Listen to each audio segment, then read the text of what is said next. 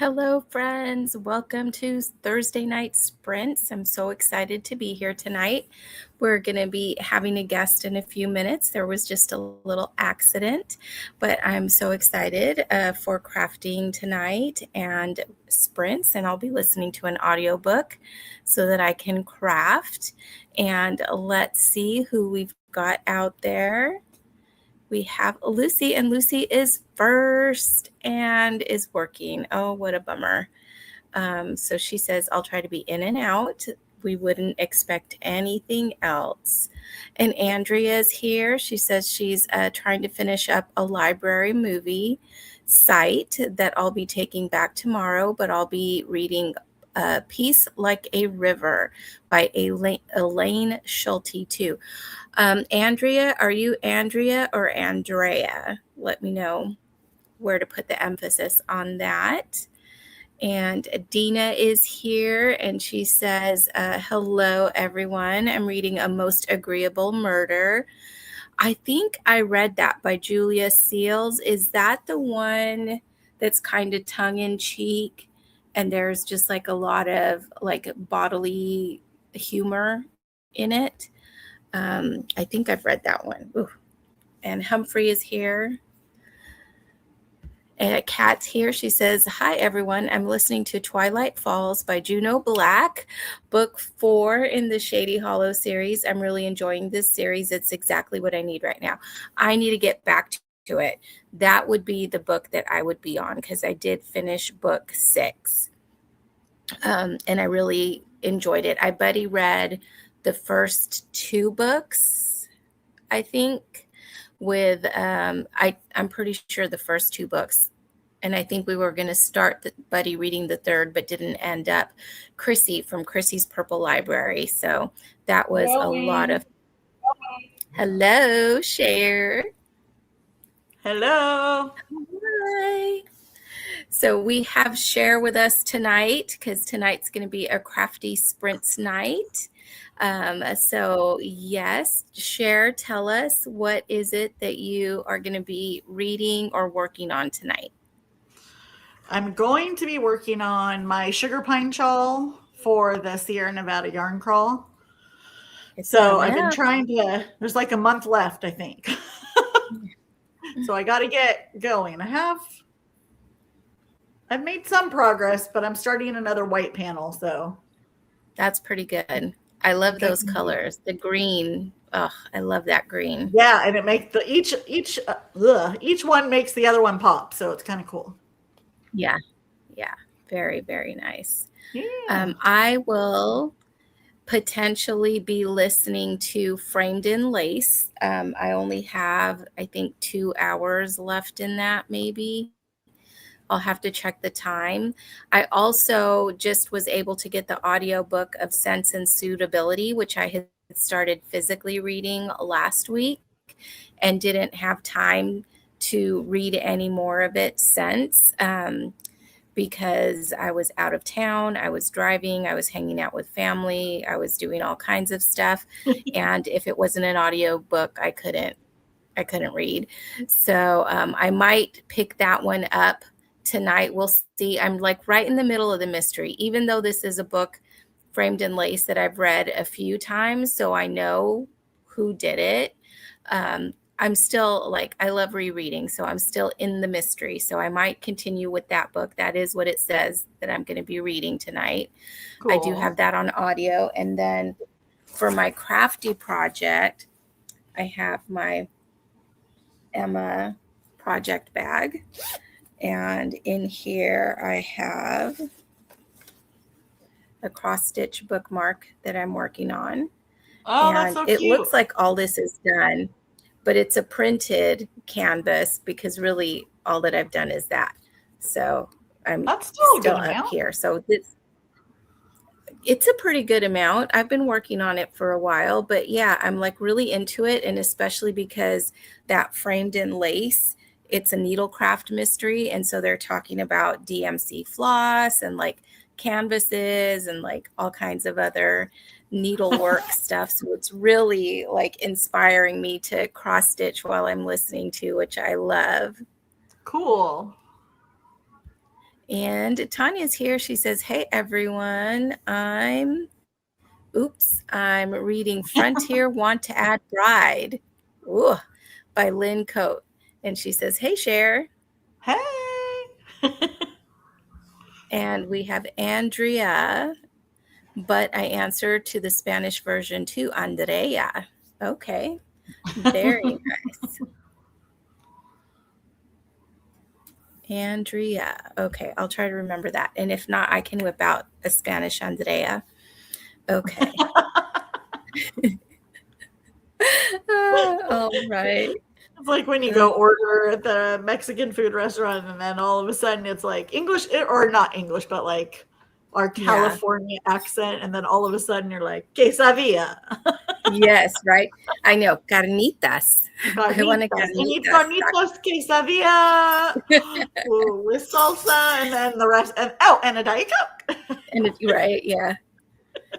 My family, and Andrea is so nice. She says, whichever way you remember is perfectly fine. That's how I feel about mine too. Like, as long as I know you're talking to me, that's all that matters. Right.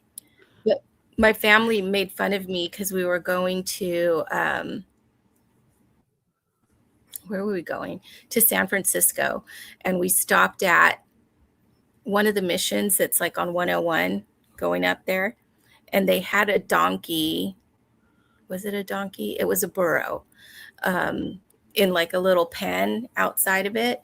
And I said, oh, look at the burrito. And my mom's like, burrito? And she's like, it's a burrito. And I was like, I know, but I was talking English. So it came out like how I would say it in English, right? Yeah. And I would do that. Like if I was speaking English and a word came up that was in another language, I still would pronounce it like anyone that didn't speak that foreign language would pronounce it, right? Yeah. Like jalapeno. I always say jalapeno. I don't say jalapeno, right? Or jalapeno. Jalapeno, right? Or like, yeah. So it's funny because more recently, like I would say in the last 2 or 3 years, I am more pronouncing things like Spanish words in Spanish, even if the rest of the sentence is in English. But I don't know. You all let me know out there. What do you do when you have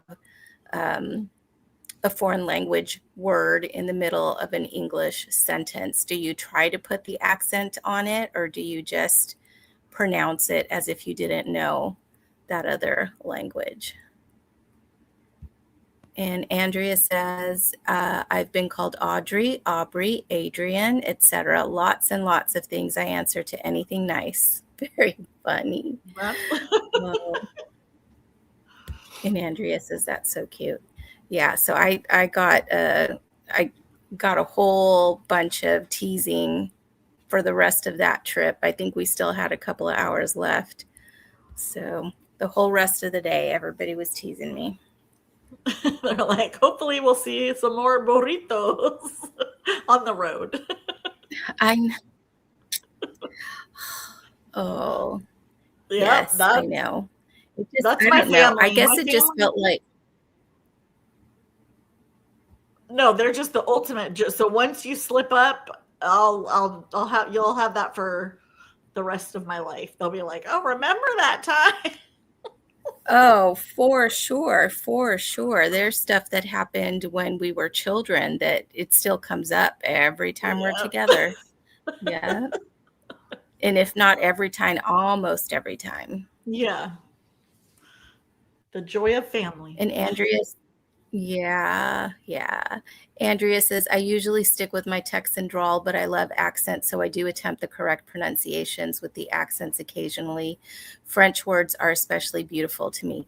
They are so good. My nephew learned to speak Tagalog, and his grandparents and his dad's side of the family, that's that's their native language, not his dad. I don't think his dad knows very much Tagalog because he was born and raised here in California. But his grandparents were talking to him in Tagalog, like, and I was just like listening because I also have an aunt that's from the Philippines, and she would have like some Tagalog words that I know because she would say them all the time when I was growing up. So it was just really cool seeing him like be fluent in it. It was amazing. And Tanya says, "Oh yeah, I do. It's a Southern accent for a Spanish word. It sounds not great, but do it every time." And Tanya says, "Same, Andrea." And Jamie's here. She says, "Hey, ladies." Hey. And Andrea says, "Tanya, I'm with you. Foreign words, which makes up half of English too, just don't always sound pretty with our Southern vibes, but it's fun anyway, right?" Yeah, I know where I grew up, there was a lot of influence from Southern states. My family is from Texas, but moved to California when my mom was 5. And there's a lot of people there in my hometown that are from Oklahoma and Arkansas, Texas. So we had a big drawl. And I think a lot of the Central Valley, because of the migrant workers that came and settled over here during the Dust Bowl, we have a lot of influence, I think, from those states. And I think you can hear that in a lot of the accents in the Central Valley. But yeah, we also just have a big Spanish population too here. So we get great Mexican food, and we get Mexican words pronounced in Spanish, words pronounced in Spanish. Annie says, "I taught at a preschool that was mostly Hispanic kids, and I never used the Spanish pronunciation. I was the only Anglo teacher in the school except for the director." So what did the kids, did they pronounce it the way you pronounced it? Because that's how you were saying it, or did they pronounce it with the Spanish influence? And Tanya says, "Yes, we give it the good old try." And Tanya says, "Hugs for Humphrey, who is like all over." Yeah, I know. All over. It's like, give me a hug. I know, totally. I came home and the first thing he did was he ran to his donut and started scratching on it, because that means he gets treats when he scratches on the donut. So yeah, he was ready for his treats as soon as I walked in the door. And Andrea says, "Em, I definitely hear a bit of a twang to your accent. The Texan carried over." Probably so. Cher also had that influence. Your grandma's from Texas too, right? Yep, my grandma's from Texas. They came over, oh geez. Well, I know they came over in 1918, and then I don't know when they moved to LA. I want to say probably the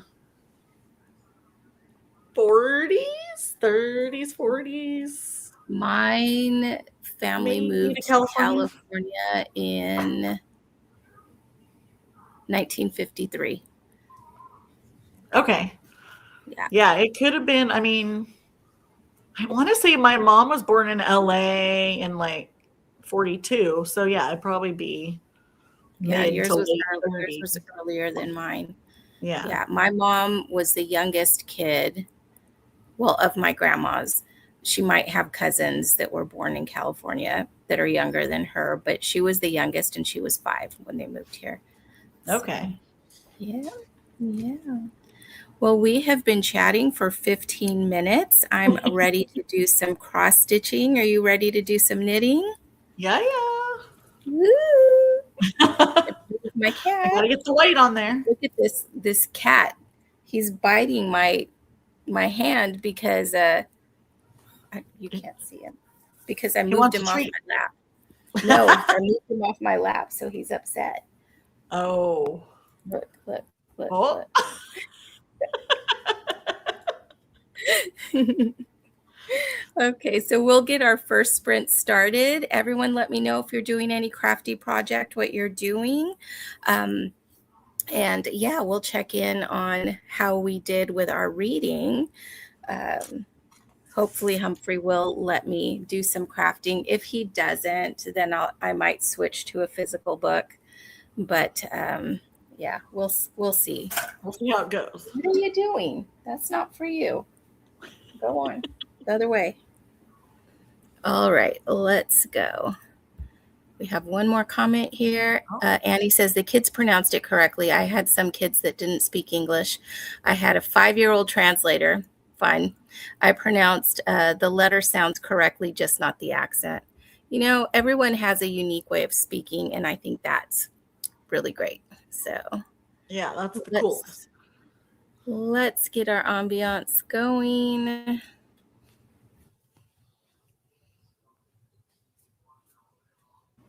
And we'll be back at 55, so just short of 40 minutes. All right.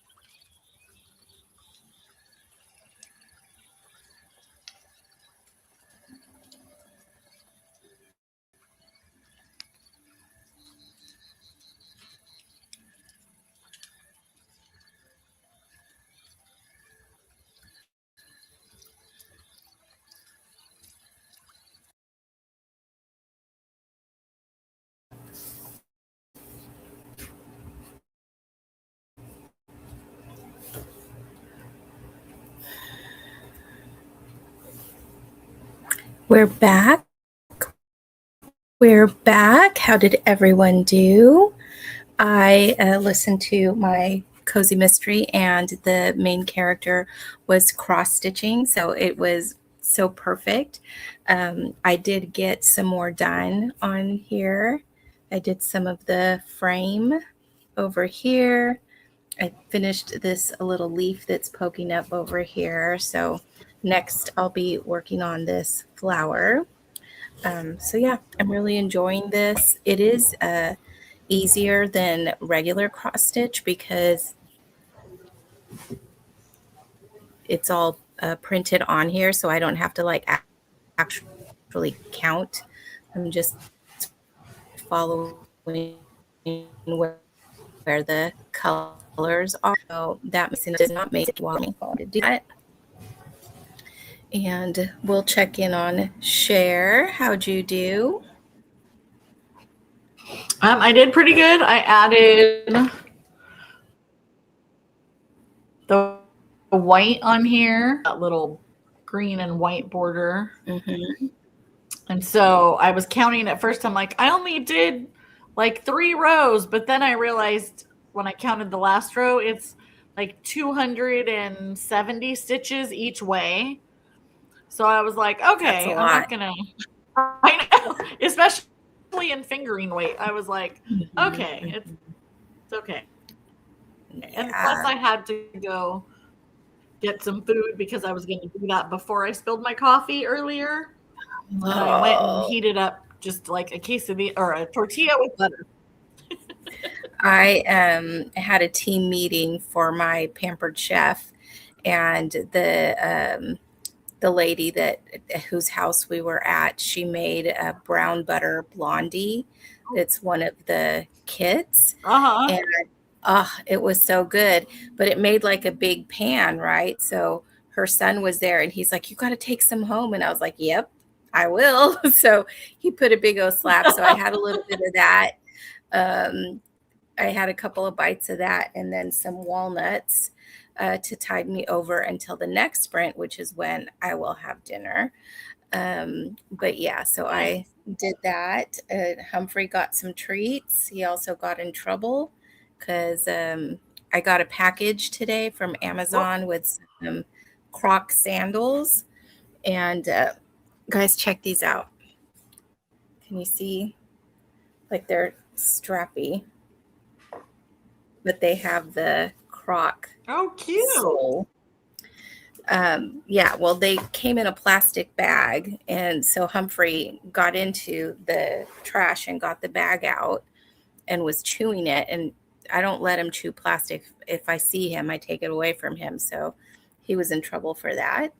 But yeah, so it was a pretty good sprint for me. And it sounds like for you as well. Yeah. And Bethany's here and she says, hi, everyone. And Steve's here. Hey, Steve. He says, hi, everybody. I was out and about doing a few errands, but I should be home momentarily. I will be buddy reading The Green Ember with Micah, and the book is by S.D. Smith. Fun. Is that a fantasy one? It sounds like. And Steve says, funny part is the animals in your ambiance is the main characters in The Green Ember. Really? Oh, how fun is Oh, how that? funny. I do. I like that ambiance. I think I thought it was a different one because there's one that has the little rabbit knitting, and I thought that was the one that I pulled up. But they're just so cute. I like that one. Um, the creator of those ambiances are so fun. When I was reading the Shady Hollow series, Mm-hmm. that was the ambiance that I would pull up because it was just those cozy woodland critters. Cozy. Yes. It does And make me Andrea, yearn for winter. oh my goodness, I know. Although I feel like even though we've had really high temperatures, my air conditioner is working, so I haven't felt it like I have felt it in other summers. So Yeah. turn this off. So I feel like I could still have summer for a little while longer. The only And day I really felt it was 2 weeks ago. We went to the state fair, and it oh, was It was Mm, pretty hot, but we left mhm. by 3 o'clock because it was just with the asphalt and the sun beating down, and it was Yeah. like, okay, it's time to go now. I felt it on Tuesday because I was driving back home from Southern California. So the sun was on the driver's side and like coming in. And I feel like this side of me is like probably 4 shades darker than this side of me because the sun was just like beating down on me. And even Yeah, though I was cool with the sun just coming up, it felt like it was just like crisping up my skin. yeah. And Andrea says, watched more of the movie. It's nearly over, I think. Should wrap it up during the next sprint. And Jamie says, lol, I didn't read. Beth- Bethany says, I was just eating Cheetos and watching the rabbits on the ambiance read. Hey, will we count that as reading because the rabbits were reading? Then we can all count that we were reading. And Cheetos are great. I actually almost did. I have like half a bag of Cheetos. I almost did grab those to snack on during that last sprint. But because I was doing cross stitch, I was like, I can't cross stitch with Cheeto-y fingers. And Tanya says, got a couple of chapters read. These are longer chapters. Nice. How do you guys feel about that? Do you like longer chapters? Do you like shorter chapters? Does it not matter? I think I like a good medium chapter. So like there's some books that have really short chapters and for some reason I sometimes find that annoying and then also really long chapters. I like them just like right in the middle. Yeah, I feel like the accomplishment comes more to like how many pages I read, not how many chapters, because, as long as I'm just flipping the Mhm, pages, then it's mhm. okay. We Yeah. just count the Yeah, pages. yeah. Yeah, I can see that, but I feel like what is one book that had really short chapters? And I think it was more because like the chapters were switching people, like the perspective was different and it was like not Mhm. long enough in one and then it switched to the other Mm, one. So it felt like really like I was being pulled back and forth. backing. And Yeah. then Tanya's asking Bethany if she is still eating those jalapeno Cheetos. I cannot do jalapeno Cheetos. I can't do spicy food very well. And Bethany says, these are the plain Cheetos. My husband handed out little bags after church last night. Oh, that's so nice. And Tanya says, Humphrey, you can't wear those for sure. I do need to keep an eye on him, though. He's pretty good. He doesn't like chew things other than like he does try to chew plastic, especially if it's crinkly. And Mhm. Crocs aren't crinkly, so I think he'll leave them alone. But yeah, I'll need to keep an eye on him. And Annie says, Annie says, I'm sending the yarn to Africa for girls to crochet the bags. Oh, that is really cool. I've done a service organization, or there's a service organization that does like hygiene bags for Africa. And I've participated in putting those together, but sending the yarn, that's really cool. Annie had a question up like a little bit Oh, before that about worsted. I think oh, it here says we like go. what it. You see it? I have a question. Yes. I don't know how I missed that. Sorry, Annie. Annie says, I have a question about balls of yarn. Would a 10-inch ball of the most average size of worsted be enough to crochet a shoulder bag for a tween? It depends on the yardage. I think if you had like one of those really big balls of like the Hobby Lobby or the Red Heart has some too that are like the really big balls. I think that probably would be enough. But crochet is hard because it does take more yarn to crochet than to knit. And depending on how big you're making the shoulder bag. I made like a little purse for a toddler. Did I crochet it or did I knit it? I think I crocheted it. But it was small, like this, and Right. it took less than a ball. Like I had yarn left over and it wasn't one of the big balls either. So that might be enough if it's like Yeah, one it of just those. depends on how big you want it, how straps. Do you want long straps or a little handbag strap or, Yeah. Do you have a pattern that they're going to be following? Because it will usually have like yardage. And then you can compare that to what the ball of yarn shows, how much yardage. And then I don't know if I did this one. Annie got to 48% in Prisoner of Azkaban. It's been a while since I've read those books. I feel there's like a lot of books though that I want to read like coming up more, but I would like to do a reread of that series. And Bethany says the book I'm currently reading has super short chapters. And Tanya says, I like shorter chapters. It makes me feel like I've accomplished more in the book. Bethany says 68 chapters in this book, and it's only 384 pages. Yeah, those are pretty short. And Annie says, you skipped my question about balls of yarn sizes. Yes, sorry. I know. I don't know how that happened, but I'm glad Cher told me, so I was able to get back to that. But yeah, it would depend on the pattern that they're going to be doing, and how much yardage it calls for versus how much yardage is in the ball of yarn.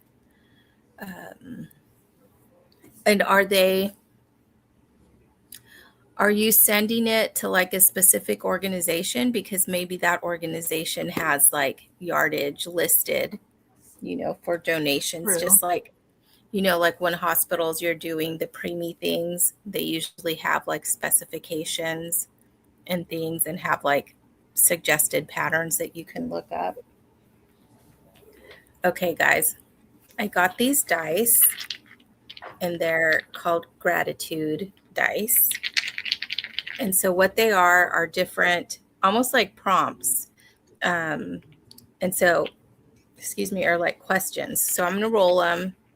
I'm going to have you all pick a color. And then we're going to talk about whatever that is.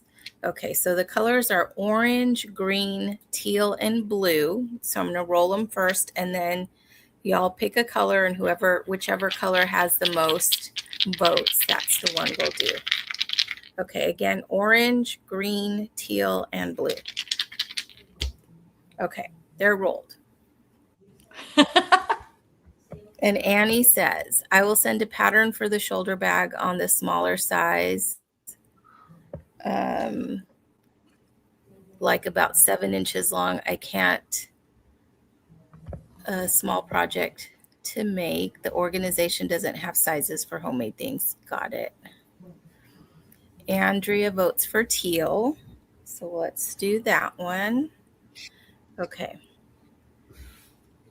This is something you often take for granted. So what is something that you often take for granted? I'll start with one. So coming home from going out of town, I was with my nephew and we were talking about random things, but all of a sudden he's like, it's so weird that we're in a car and we're traveling so far and it's not taking that long. It still was a long drive. It was about 8.5 hours, 9 hours that we were in the car coming home. But when you consider, 150 years ago, it would take 3 days to get from San Francisco to Yuba City, and we can do that trip in like 2 hours. I think that's something that I take for granted, like how quickly we can get to another place, whether you're in a car or you're flying or whatever.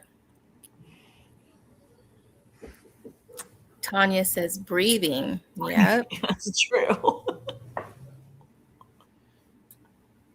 And Andrea says, Oh, well, since I'm watching a movie about blindness and sight, that prompt fits well. Movies like this make me cherish my senses even more than I usually do. Yes, I think about that all the time. I've worn glasses since I was 12ish. And before I got my glasses, like I thought that's how the world looked. And then I got my glasses and it's like, oh my goodness. I was like, there's a light bulb over there. It's not just this blob of light, and there's like actual blades of grass, it's not just this green thing. So yeah, that is something that I don't take that for granted, sight, because I do have to wear glasses. And I know that if I take my glasses off, like I can't read anything that's on the screen there. I can see that there's like a couple of images of people there, but I couldn't tell you who they were or. So I don't take sight for granted, but I can imagine that a lot of people do. Bethany says health.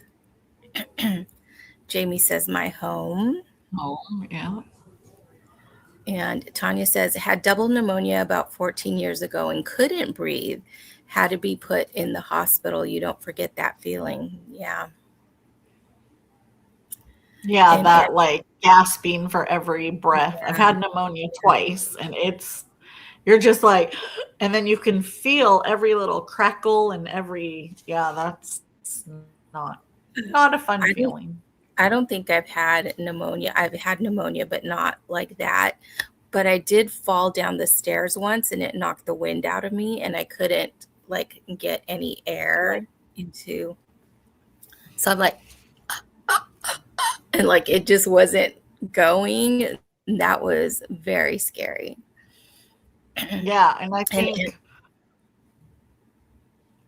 oh no, I was just saying for mine lately has been just use of like when people are saying health and breathing and just your body in general. Like we take it so much for granted, and I have a coworker who's not really able to walk without the aid of a mobile chair, and just picking up a piece of paper off the floor, and how they, and you think, oh my gosh, if there's an emergency and you need to run somewhere, you need to grab something. And I've been doing a ton of reading, especially as we get older, about the most important thing, also, diet and everything else. But the most important thing is just being strong with your legs, because that's what you lose first. And so I've seen my own family.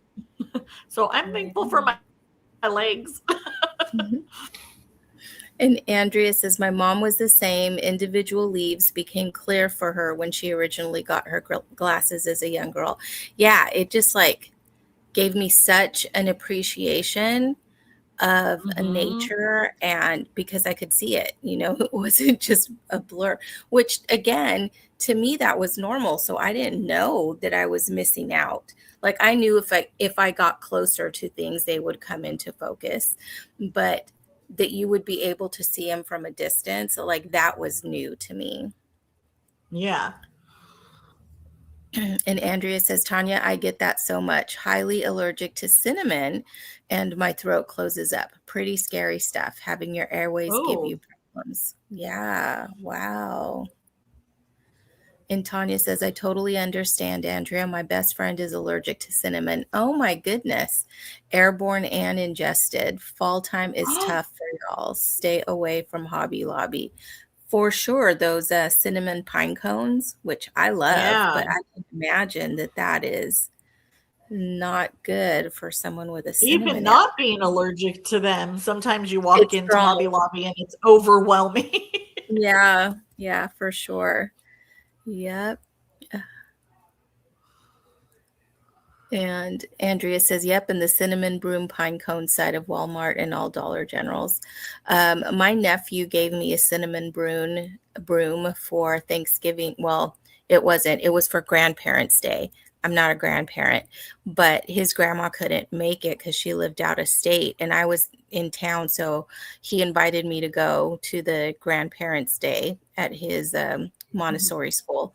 And they had little presents, and it was the cinnamon broom. So I got one of those from him. And Tanya says, yes, Andrea. I don't know. I bath. Andrea says, some people are like really good at figuring out like what things mean. Okay. Maybe I bet. Maybe I I don't know. bag up. I bag. Andrea says, in Starbucks, pumpkin spice everything is not good for me. Oh, okay. I could have just waited. And Tanya says, oops again. I bag up my cinnamon when she comes over. I need to put my reading glasses on. Oh my goodness. And Annie says, eating. I used to take it for granted. For now, I have a lot of digestive problems and am very underweight. Oh, Annie, I'm so sorry about that. That is hard. One of my coworkers actually went home today because what she had for lunch with her did not agree with her. And that happens to her often. She really has to watch what she eats. And even something that she ate before that was fine will one day just not hit her correctly. And it makes her miserable. Yeah. Ugh. Okay, let's pick another color. So we did teal, we have blue, orange, and green. Green.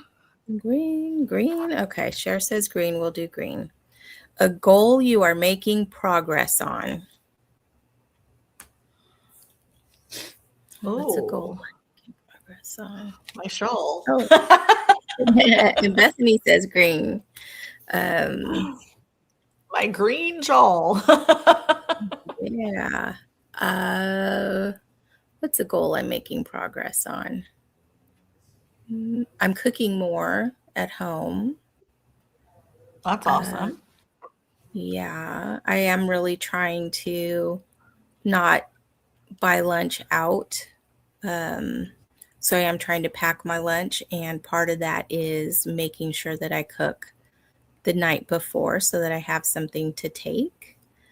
I have pork chops and Brussels sprouts that I'll be cooking later, and that's what I'll be taking for lunch tomorrow. Oh, that sounds yummy. Beth E says decluttering my house. That's awesome. That's amazing. That's something that I need to do.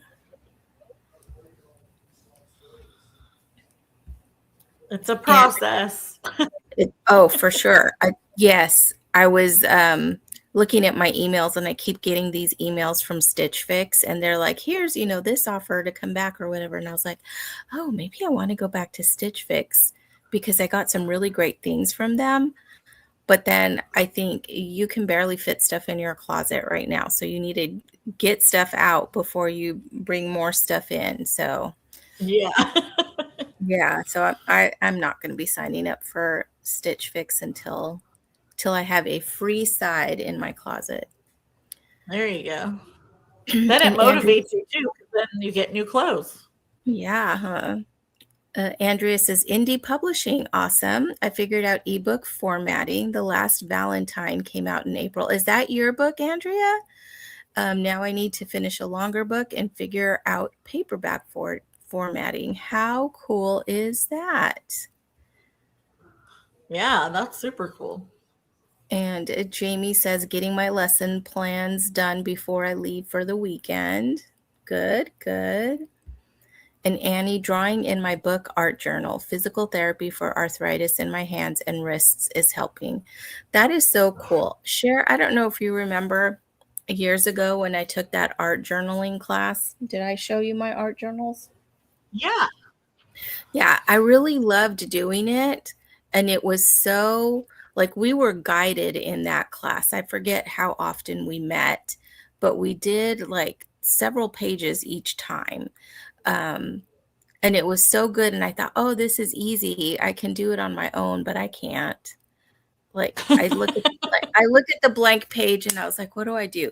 Because when we would go to those classes, she would say, okay, today we're going to be doing this, right? And so she Right. had like a plan for what we were going to be doing in our journals.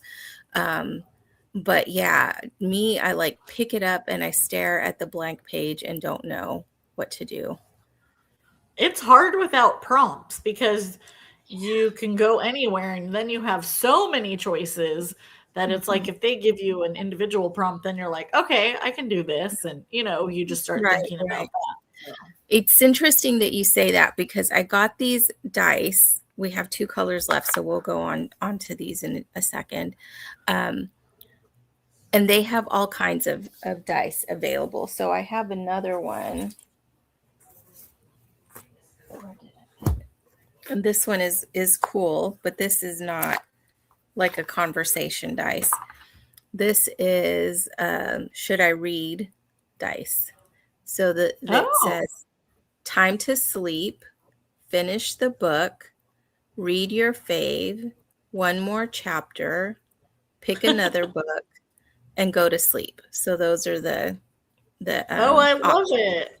right? So, but they have like art prompt dice too, where it'll say like some type of technique, or it'll say like colors to use or something like that. I think that would be a good idea because that would like kind of narrow your options Hmm. on what to do.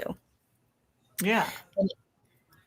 Andrea says, yes, an award winning romantic tragedy about a guy trying to make his wife's last Valentine's Day extra special, but everything keeps going wrong. Oh, and it was Oh, called The Last Valentine, guys. So let's all check it out and see. All right. So let's start another sprint and then we'll do these 2 other dice when we come back.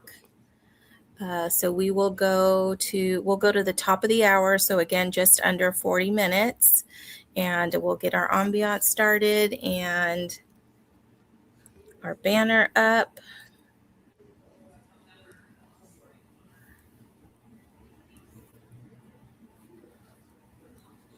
And we'll see you back at the top of the hour. all right.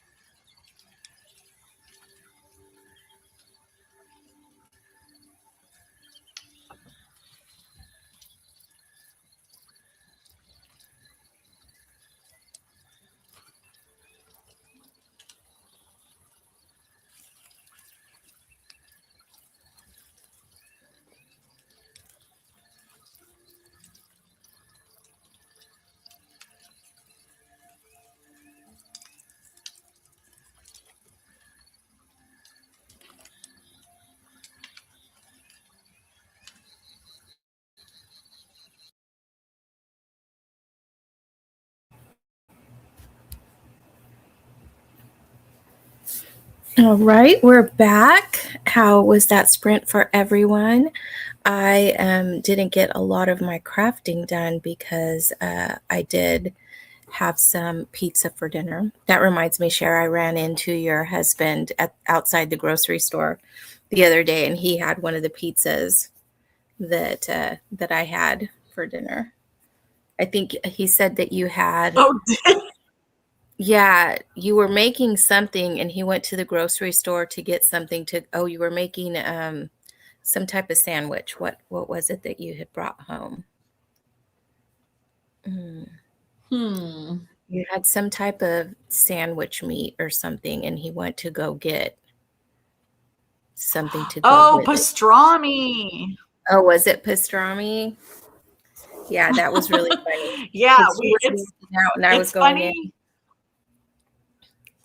because we get, I answer the phone all morning long, and that's how I find out about what's the hot item at Costco or what's, going on. And this lady wanted to know if we had this certain pastrami because she is like raved about it. And she's like, and I make this special Thousand Island sauce, and it's the best pastrami you can find. And if you try to find it at like Whole Foods or Nugget or anywhere else, it's super expensive. And you guys just have the best deal. And sometimes you don't have it. And I'm like, okay, well, we have it now. She's like, you have to try it. But she did it with, I think, like a lettuce wrap instead of the Mhm. bread. But she was like, either way. And she's like, I take it to all the parties I'm like, okay.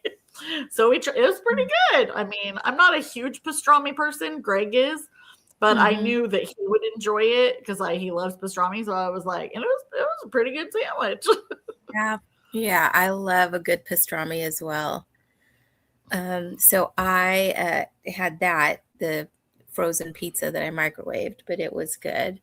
Um, and yeah, it had like I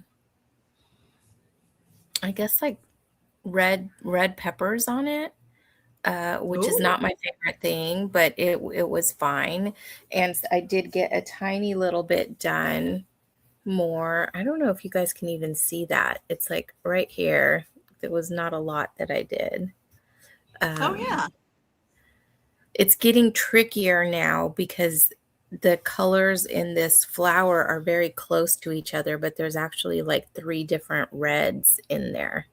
So Oh, I see. I'm like having to this is the what came with it, and they didn't do a very good job printing it, so there's like a part where everything's faded.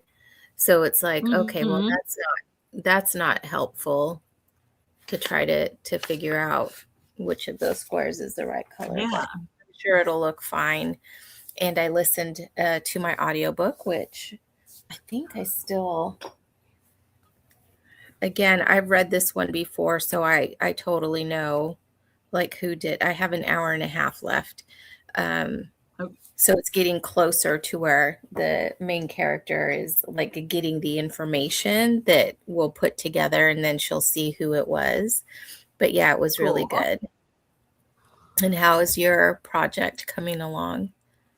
I'm doing good. I'm moving on Yeah. to the lace part now.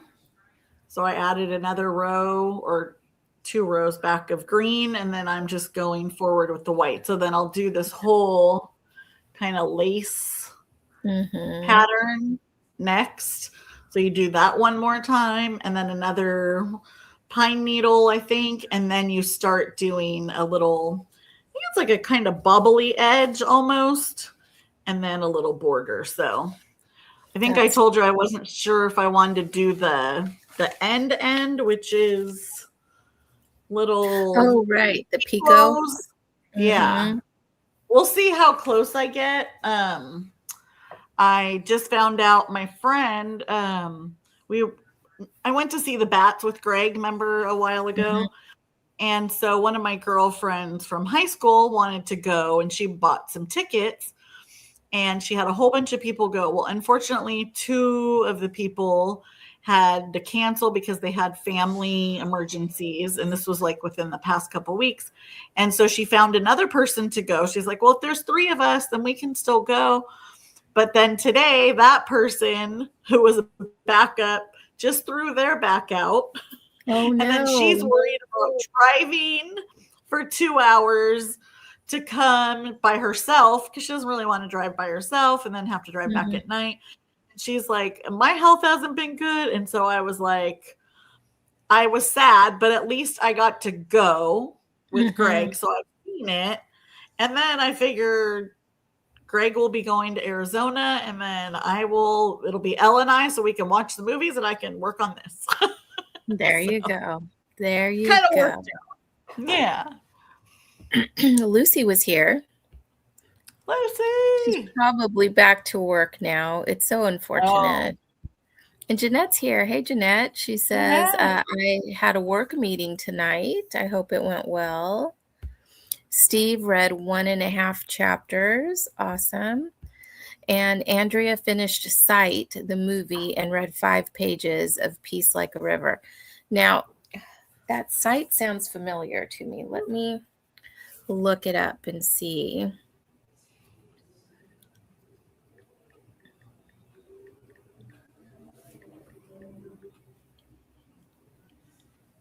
Oh, no, I have not seen that.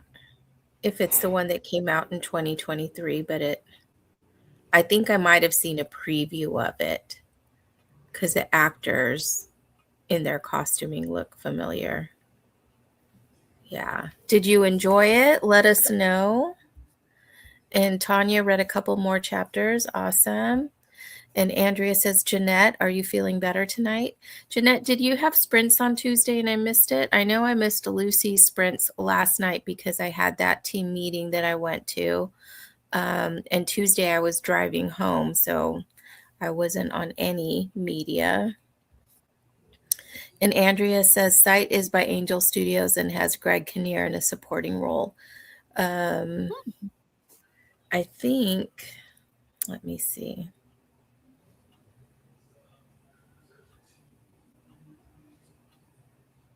Yeah. Yeah, I do remember seeing a trailer for that. And Andrea says, yes, so good and based on a true story, so inspirational. I was on the verge of tears the whole movie. Oh my goodness. I would have to be in just the right mood. Yeah, to go. Uh-oh, what happened? Uh-oh. Did your comments go away? Oh, they're back. Oh. It's my computer. Something's happening. It keeps telling me that Microsoft something. Can you hear me at all, Cher? Yeah, I can hear you and I can see you and I can see the comments. Can you hear me? Okay. I can hear you. All right. Yeah. Maybe that was just some weird glitch. Okay. I just kept getting these pop-ups that was telling me there was a problem with the Microsoft codec. And I was like, what? Okay. Jeanette says, I am feeling better now. I was fighting a bad headache last night and went to bed early. Wasn't sure I'd make it through work today, but the Advil worked today. That's awesome. I woke up this morning. I was fine. I got to work and immediately I felt like a headache starting like right here. So I did take some Excedrin and it like within a few minutes it was gone and I didn't have one the rest of the day. So that was very weird. I've had that all day at work and I didn't have any Tylenol or anything to take. So I took some when I got home. Like, I mean, just right here, just this like gripping headache. So I wonder if the pressure is like crazy right now. And then there's those wildfires, but I haven't like smelled smoke. Have you smelled smoke? They're in Placer County, but I think they're farther up. So, yeah, and I feel like I've seen the haze, but I haven't smelt any smoke going out, which is fortunate for us. Mm-hmm.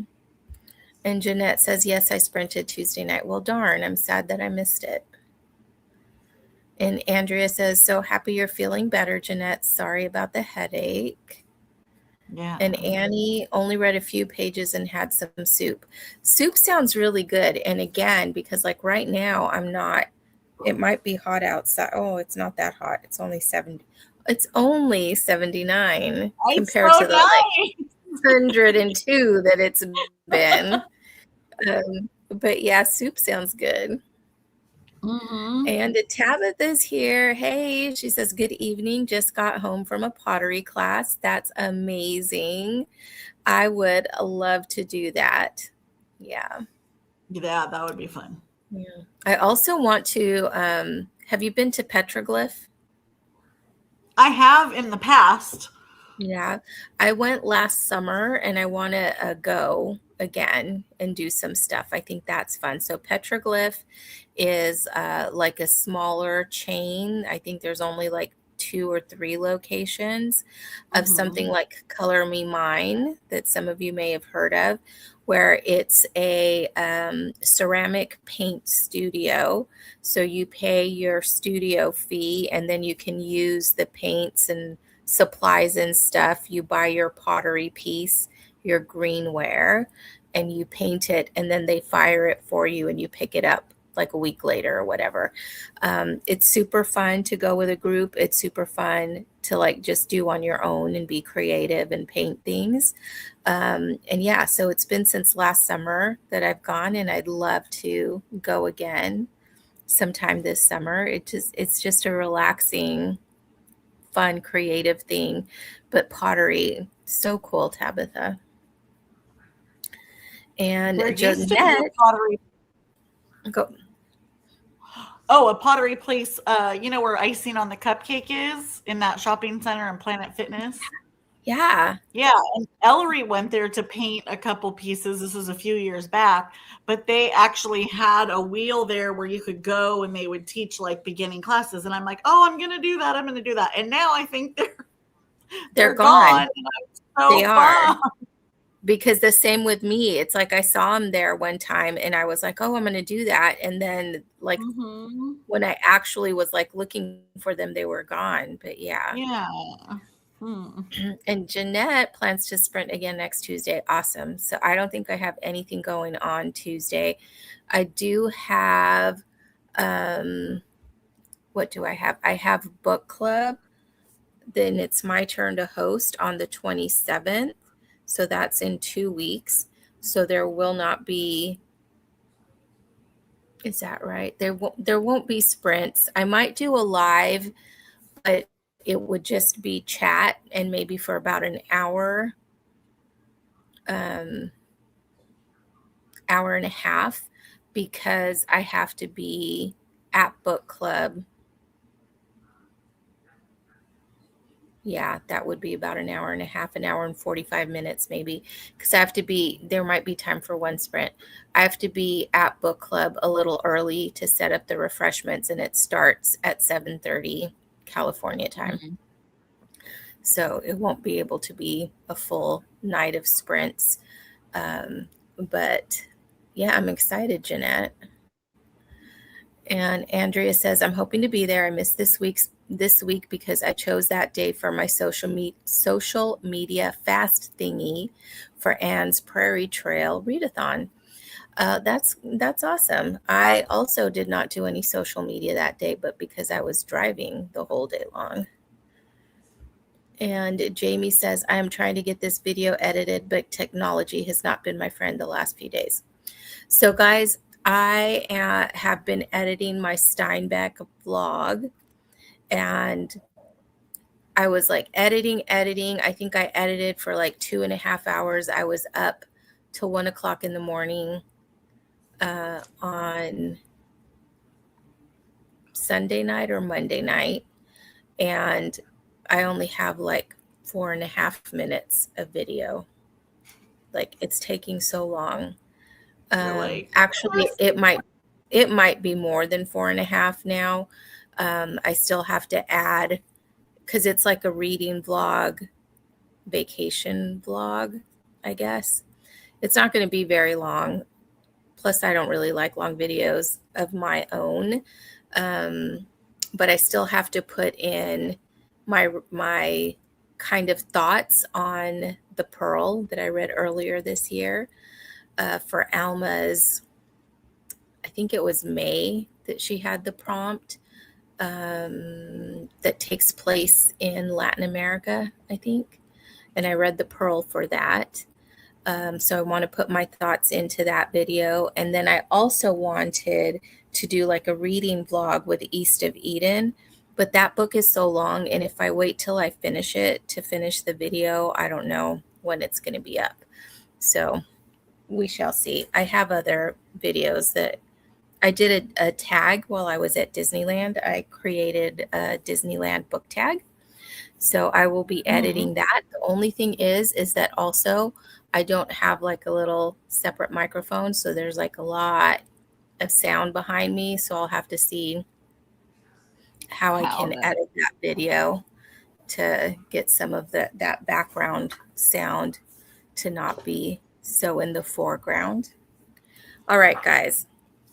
We have 2 colors left, blue or orange. Humphrey chooses orange. Yay, Humphrey. And this so this says a small comfort you overlook. Yeah. Oh. A small comfort. A small comfort you overlook.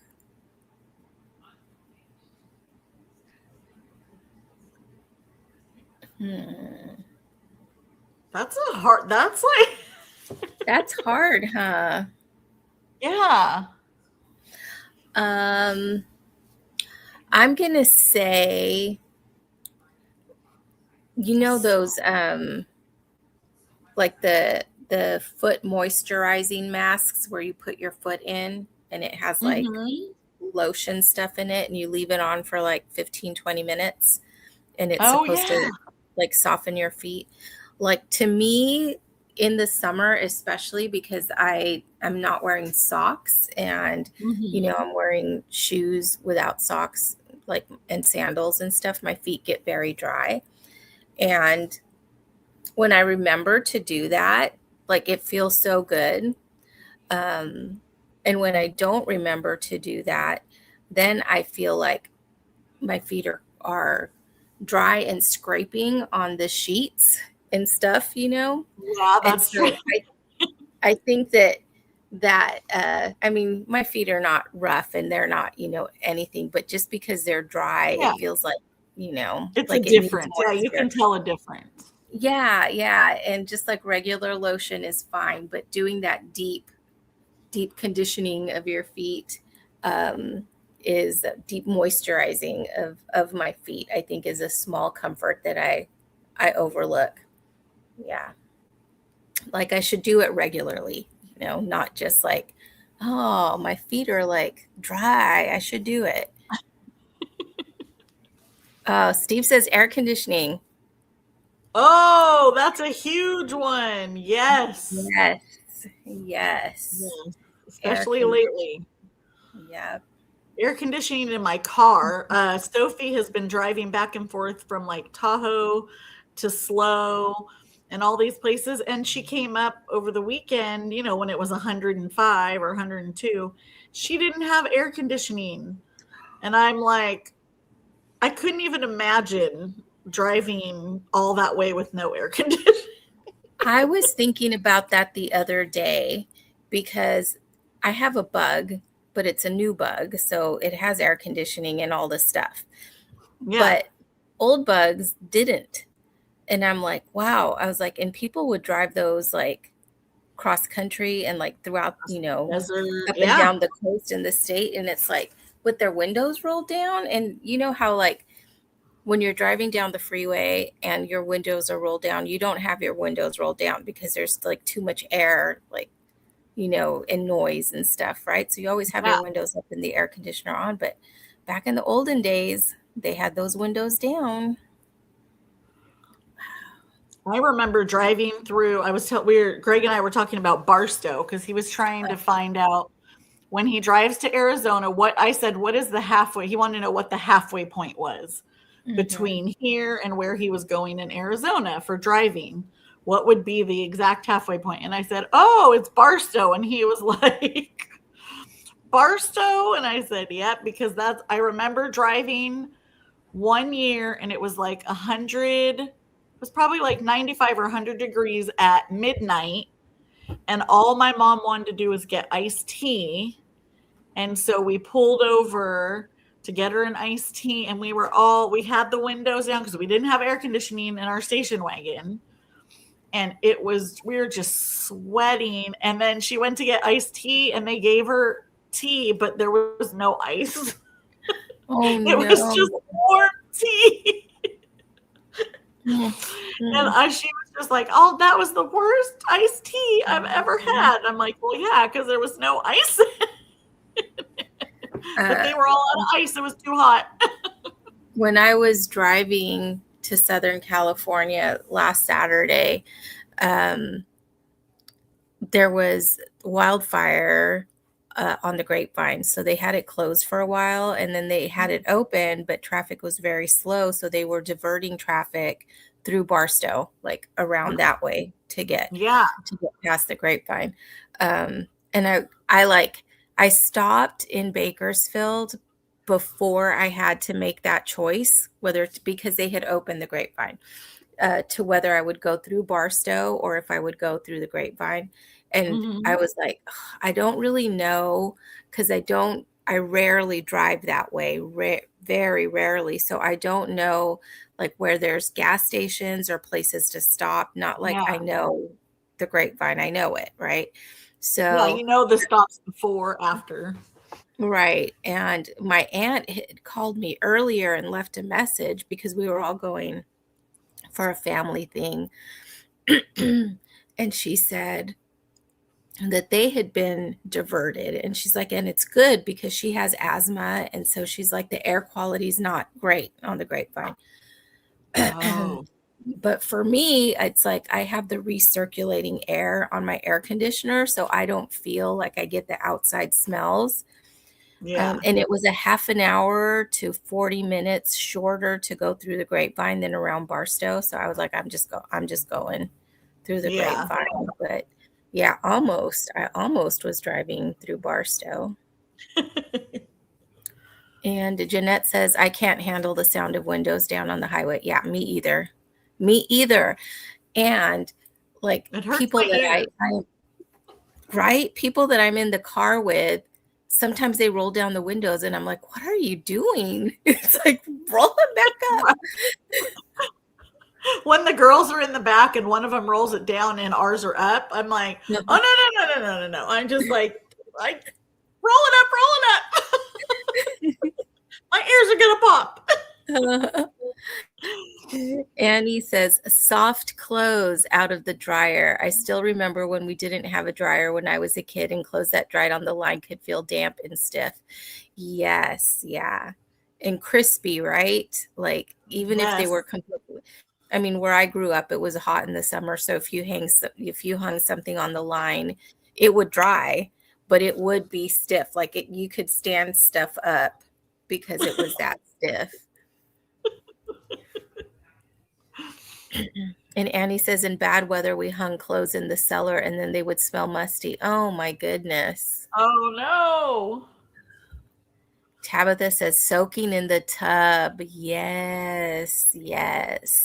Do you put stuff when you, what was the book? There was some book that I read when I was little and the character's mom would always say that she was taking a tub. And it was like a bath, right? But it was like her time to like chill out or whatever, not just get clean. And I always call it taking a tub now when I like taking a bath and like I put, whatever in it. I've done like I like a bubble bath, but I also like the salts that are like moisturizing salts or whatever that like have a good aroma. I like that. Or there's a fun store in the mall and I can't think of the name of it, where they have like the bath bombs with the, Yeah. but it's like all the fun salts, and you can do colors, or you could do glitter. Or, I Mhm. probably wouldn't do glitter because I don't want to be rinsing that off later, but I like their I know, salts. huh? And Annie says, in those days, people ironed a lot to soften clothes and freshen them. I remember my grandma ironing things, and I'd be at her house, and I remember her like ironing my clothes so that it was warm. Like I would throw something in the dryer, right, to get the wrinkles out and to like maybe warm it up on a cold morning. But she would iron, so she would iron the clothes. And Tabitha says, I usually use Epsom salts. Yeah. I have some that are lavender Epsom salt. I like that. Yes, a bath. Okay, so we only have one die left, but it's like black writing on blue. It's really hard to see. Okay, this is a good one. Who always believes in you?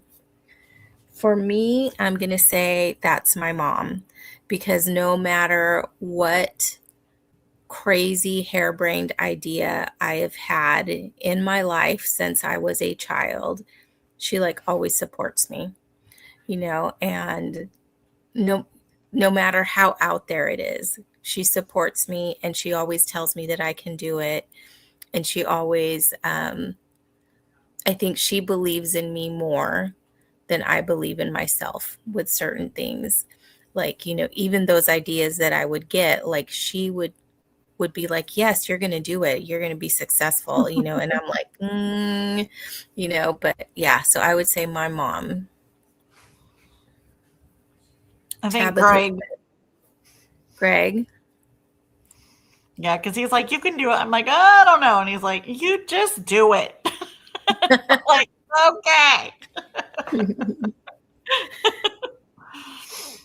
And Tabitha says, my kids, that's so good. That's so good. The question, Steve, was who always believes in you? Yeah.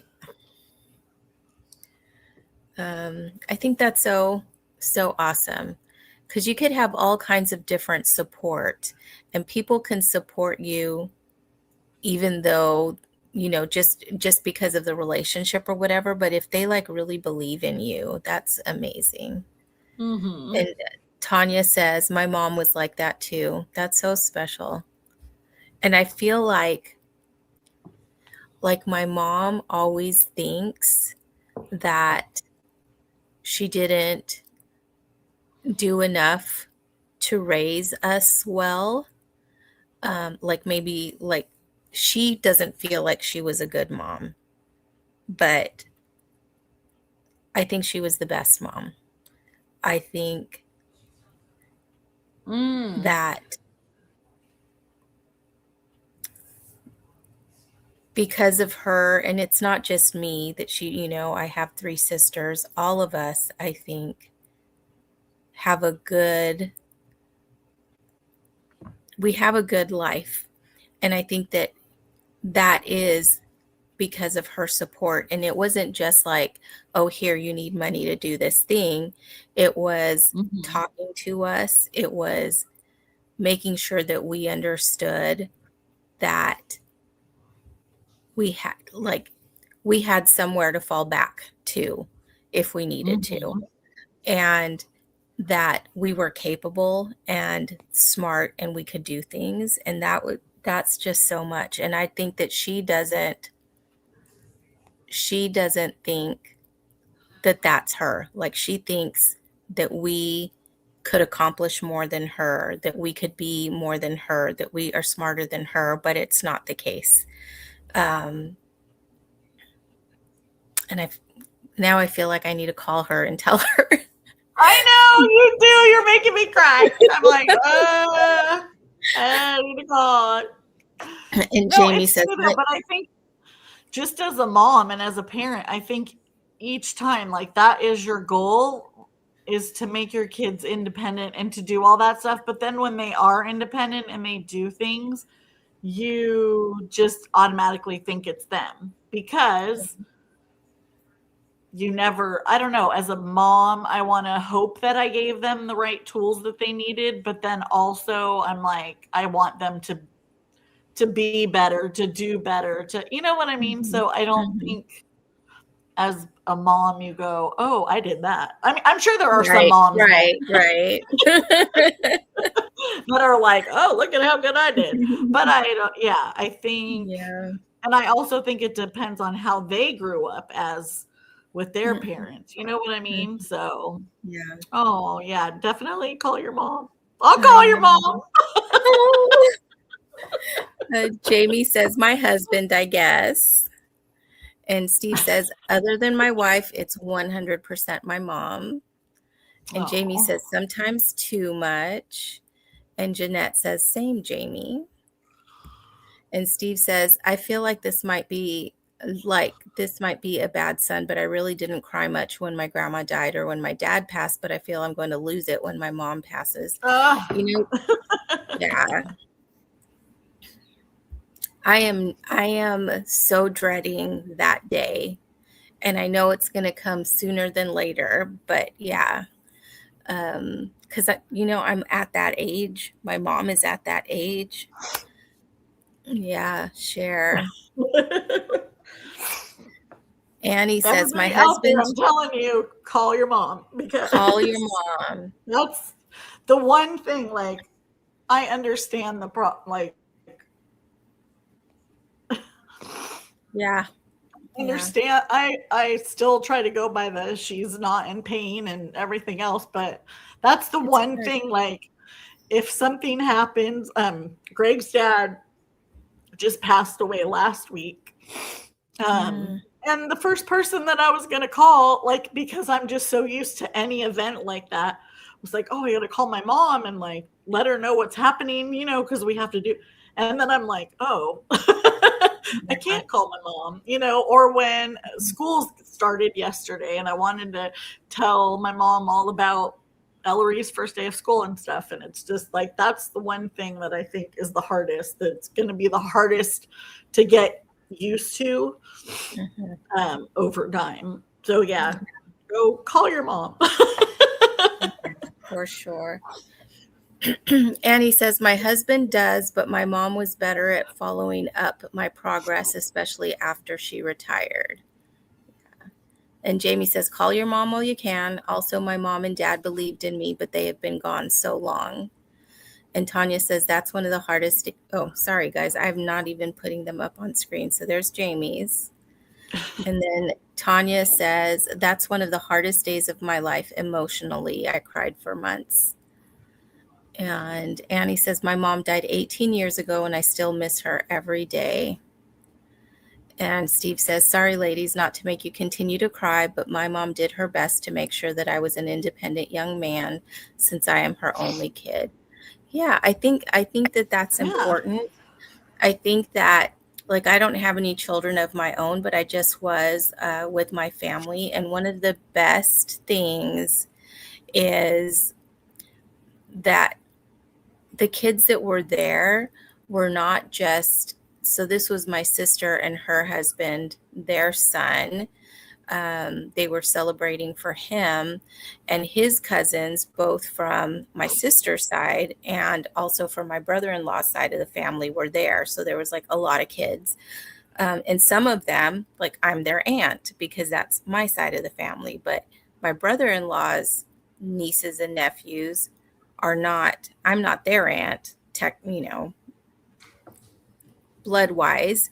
I'm not their aunt, but they all called me Auntie M, all of them, and it was so special. And because they were all, and there's like a lot of them, but just having like little moments with them too, like, one of the little boy, I don't know how old he is, like 14, I think.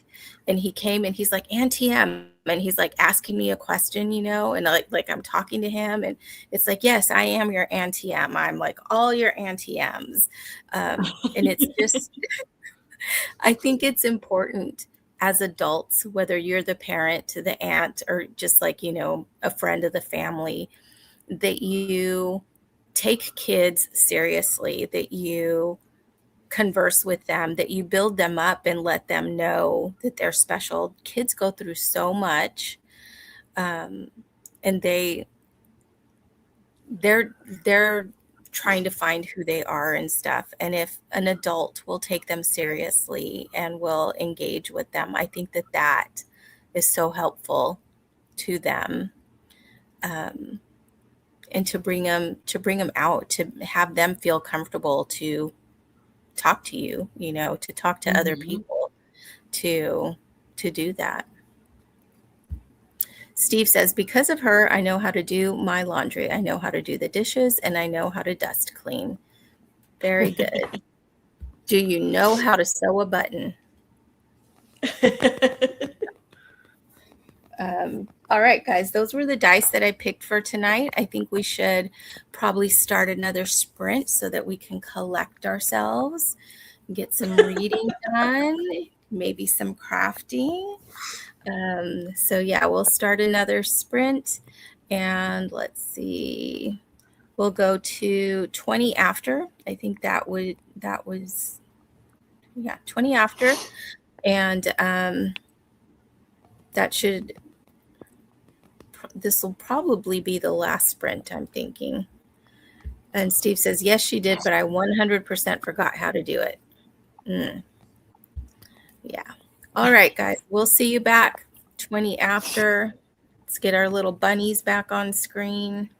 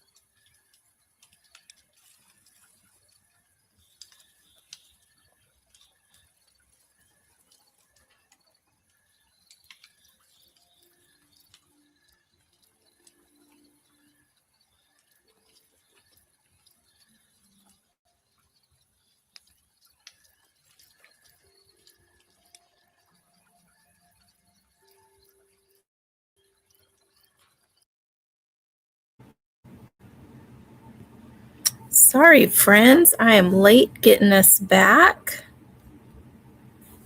I lost track of time there. I got really into my audiobook and into my stitching. So I did get some of this flower done. You can tell more in the back that I did. And yeah, so I switched colors in there. How about you, Cher? How are you doing? I'm trying to turn off my light. Is that like one of those Lumi, what are they Yeah. called? Lumos? Yeah, my Lumos light. Yes, that's cool. That is very Because cool. my overhead light was so bright as the sun was going down, so then I had to put on another little just desk light, but then I couldn't see the pattern because the laptop was blocking my thing. So now I look like a ghost. I know. I had to turn on this light that's over here next to me. It's supposed to be like a light here, but I had to put it down so that I could like see what I was doing. Yeah, look at that. Yeah.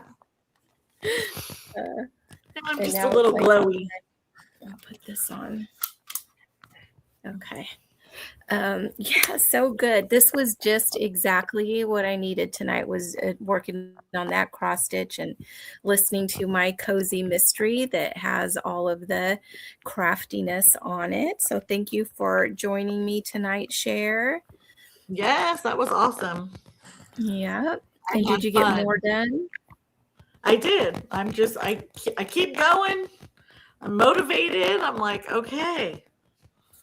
So hopefully by this weekend or even next week, I'll watch you when you're doing your, the sprints, and I'll have a whole nother section done. That'd be awesome, right? Yeah.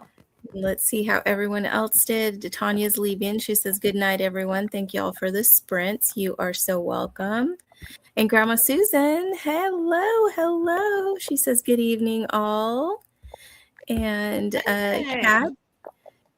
Kat got to 40% and is really enjoying her book. Good deal. And says, thank you for the sprints. Have a good night, everyone. Thank you for joining us too, Kat.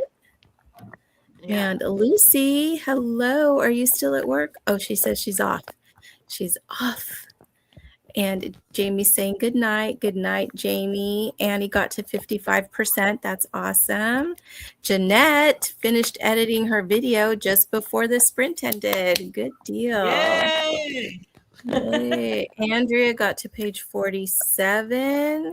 And she says, thanks for hosting, ladies. So fun seeing your projects. Well, thanks for joining us. We love the company. And yeah, so thank you all for joining me for sprints tonight. There will be reading sprints next week from 5 to around 8:30ish. That's usually what I do. So I hope you can join me then. It won't be a crafty sprint. So I might mention if I'm doing any crafting in between the sprints, but I think we'll have a more bookish conversation next week. So I hope to see you all. Annie says, thanks for sprints. Have a good night. All good night, Annie. Good night. I really appreciate everyone coming to sprints each week. We're building our little community. I love it. So thank you so much. I hope everyone has a really great evening and a great week. Cher, I will see you this weekend in person. Yay! And Lucy is saying bye. Good night, Lucy. Bye, Lucy. I hope work wasn't too bad for you. So everyone, we'll see ya. Thank you for joining me. Good night.